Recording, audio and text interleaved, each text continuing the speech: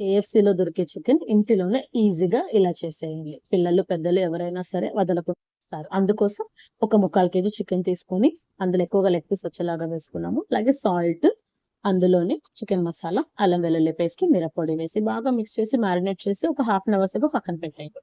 ఇంకో గిన్నెలో కోడిగుడ్డు తీసుకొని అందులో సాల్ట్, మిరియాల పొడి వేసి ఫోర్క్‌తో బాగా బీట్ చేసి పక్కన పెట్టుకోవాలి. ఇప్పుడు మైదా పిండి తీసుకొని అందులో సాల్ట్, మిరియాల పొడి, మిరప్పొడి, అలాగే చికెన్ మసాలా కూడా వేసి మొత్తాన్ని బాగా మిక్స్ చేసేసి పక్కన పెట్టుకోవాలి.